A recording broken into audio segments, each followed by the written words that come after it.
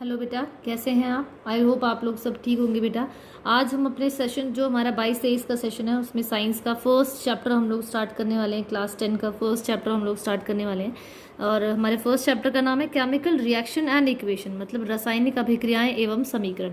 तो ये हमारा चैप्टर 1 है बेटा, जिसको आज हम एक नई शुरुआत के साथ स्टार्ट करने वाले, एक नए सेशन के साथ शुरू करने वाले हैं।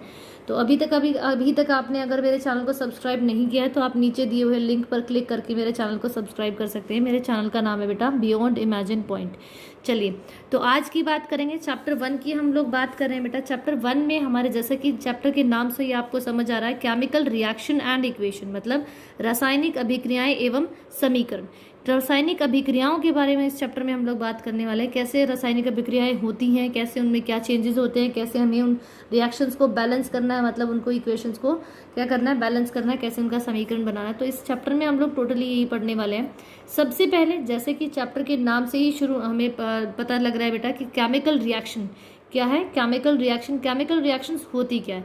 देखो बेटा, केमिकल रिएक्शंस क्या होती हैं? The process in which new substance with new properties are formed, मतलब ऐसी अभिक्रियाएं जिनके होने पर एक नया पदार्थ बनता है, उन्हें हम क्या कहते हैं? रासायनिक अभिक्रियाएं कहते हैं। मतलब the process in which a new substance is formed with new properties, जब किसी अभिक्रिया में एक नया सब्सटेंस नई प्रॉपर्टीज के साथ क्या करता है, बनता है, तो उसको हम कहते हैं केमिकल रिएक्शन। ठीक है, हमारे पास बहुत सारी रिएक्शन है जिनको हम ऑब्जर्व करके बता सकते हैं कि हमारी केमिकल रिएक्शन है या नहीं।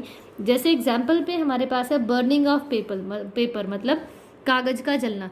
जब आप पेपर को जलाते हैं तो पेपर से क्या प्रोड्यूस होती है बेटा, क्या निकलती है? ऐश। पेपर ऐश में कन्वर्ट हो जाता है, मतलब वो राख में कन्वर्ट हो जाता है।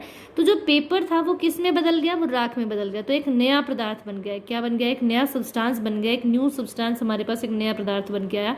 तो जो पेपर था वो किस में कन्वर्ट हो गया? वो राख में कन्वर्ट हो गया, मतलब वो बदल गया। तो यहाँ पर क्या हुआ? एक नया पदार्थ बना। और जब भी कोई नया पदार्थ, न्यू सब्सटेंस बनता है, तो वो हमारी अभिक्रियाएं कैसे होती है? रासायनिक अभिक्रियाएं होती है, मतलब वो केमिकल रिएक्शन होती है। सेकेंड एग्जाम्पल यहाँ पर हम ले रहे हैं बेटा, that is formation of curd, मतलब दही का जमना। जब दही, दूध से क्या होता है बेटा, हम लोग दही बना लेते हैं। तो दही क्या है? दूध से दही का जमना भी क्या है? एक आपका केमिकल रिएक्शन है, मतलब एक केमिकल चेंज है आपका। थर्ड एग्जाम्पल है हमारे पास बर्निंग ऑफ कैंडल। किसका एग्जाम्पल ले रहे हैं बेटा? बर्निंग ऑफ कैंडल, मतलब मोमबत्ती का जलना। जब मोमबत्ती जलती है तो उसके अंदर जो धागा होता है बेटा, वो काले काले रंग के, वो राख में कन्वर्ट होता हुआ चला जाता है। तो जब कैंडल जलती है तो वो आपका रासायनिक अभिक्रिया है। कैसे अभिक्रिया है बेटा? वो आपकी रासायनिक अभिक्रिया है। और अगर मैं यहीं पर कहूँ मेल्टिंग ऑफ कैंडल, तो मेल्टिंग ऑफ कैंडल मतलब मोमबत्ती का पिघलना is not a chemical reaction. वो आपकी केमिकल चेंज नहीं है, वो आपकी कैसी रासायनिक अभिक्रिया नहीं है। दोनों में अंतर है। बर्निंग ऑफ कैंडल मतलब मोमबत्ती के जलने में और मोमबत्ती के पिघलने में, दोनों में अंतर है। मोमबत्ती का जलने का मतलब है जो धागा है वो किसमें? ऐश में राख में कन्वर्ट हो रहा है। और जब मोमबत्ती पिघलेगी तो वो आपका राख में नहीं बदलेगी। जो मोम है वो पिघल कर मोम ही रहेगा, वो अपनी अवस्था में परिवर्तन या किसी चीज़ का कोई परिवर्तन शो नहीं कर रहा है। मोम था वो मोम ही रहेगा। तो ऐसे चेंजेस को हम कहते हैं फिजिकल चेंज, मतलब ऐसी रिएक्शंस को हम कहते हैं फिजिकल रिएक्शन, मतलब भौतिक परिवर्तन या भौतिक अभिक्रियाएं कहते हैं। तो हमारे पास दो तरीके की अभिक्रियाएं होती हैं बेटा। एक होती है आपकी फिजिकल चेंज, मतलब या तो फिजिकल रिएक्शन, और दूसरी आपकी केमिकल रिएक्शन या केमिकल चेंज।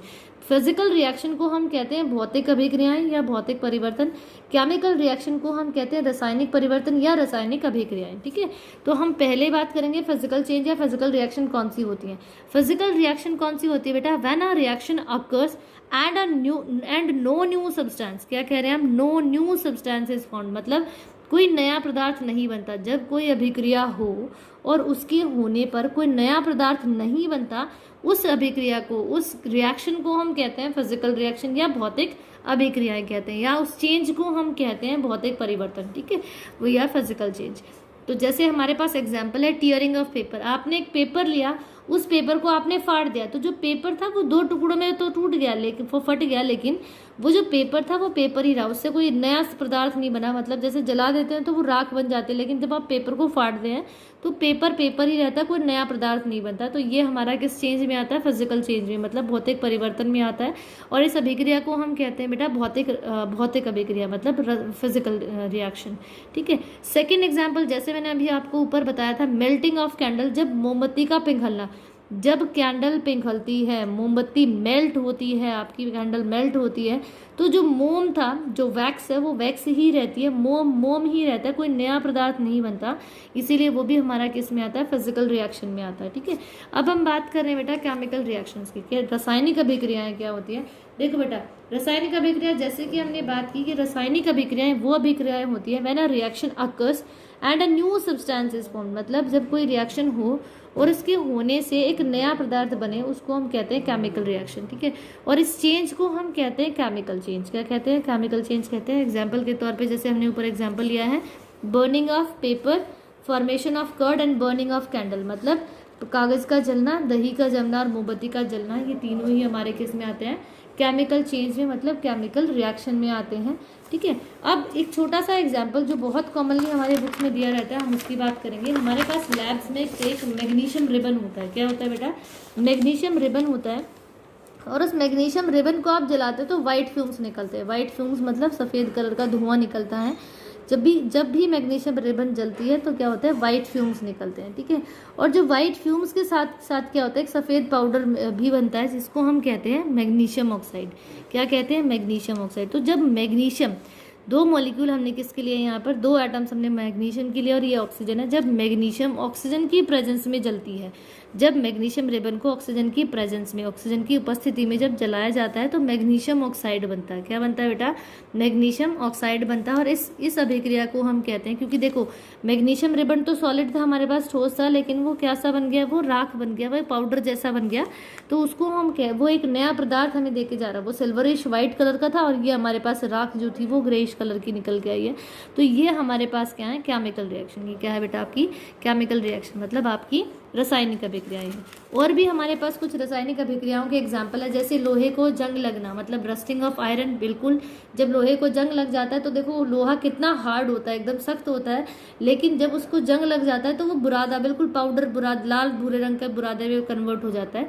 तो लोहे को जंग लगना भी हमारा क्या है, एक आपका केमिकल चेंज है, मतलब आपकी एक केमिकल अभिक्रिया, रासायनिक अभिक्रिया। ठीक है, रेस्पिरेशन, बिल्कुल श्वसन की जो प्रक्रिया, जब हम सांस लेते हैं तो हम सांस लेने के साथ साथ ऑक्सीजन तो हमारी बॉडी में जाती है बेटा, जब ऑक्सीजन हमारी बॉडी में जाती है तो उसके साथ साथ रेस्पिरेशन में क्या होता है, सांस लेने के साथ साथ आपने के अंदर जो खाना होता है, मतलब जो खाना आपने खाया होता है वो साथ साथ क्या होता है, वो डाइजेस्ट होता है। तो रेस्पिरेशन की जो अभिक्रिया है वो भी हमारी क्या है, आपकी केमिकल चेंज में आती है, मतलब केमिकल रिएक्शन में आती है, किसमें, रासायनिक अभिक्रिया में आती है। ठीक है, थर्ड है आपका भोजन का पचना। बिल्कुल, भोजन का पचना मतलब डाइजेशन ऑफ फूड भी हमारा किस में आता है, एक उसमें केमिकल रिएक्शन में आता है, मतलब किसमें, रासायनिक अभिक्रिया में आता है। ठीक है, तो आज के लिए इतना ही बेटा। आज हमने केमिकल रिएक्शंस को बहुत अच्छे से डिफाइन किया है और ये सारे के सारे एग्जाम्पल्स थे हमारे किसके, केमिकल रिएक्शंस के। चलिए आज के लिए इतना ही बेटा। अगर आपने अभी तक मेरे चैनल को सब्सक्राइब नहीं किया है तो आप नीचे हुए लिंक पर क्लिक कर भी मेरे चैनल को सब्सक्राइब कर सकते हैं। और चैनल का नाम है बेटा बियॉन्ड इमेजिन पॉइंट, मतलब बियॉन्ड इमेजिन पॉइंट। आप बाय नेम भी मेरे चैनल को सर्च करके क्या कर सकते हैं, सब्सक्राइब कर सकते हैं। चलिए, तो आज के लिए इतना ही। आई होप आपको समझ आया होगा बेटा। Thank you.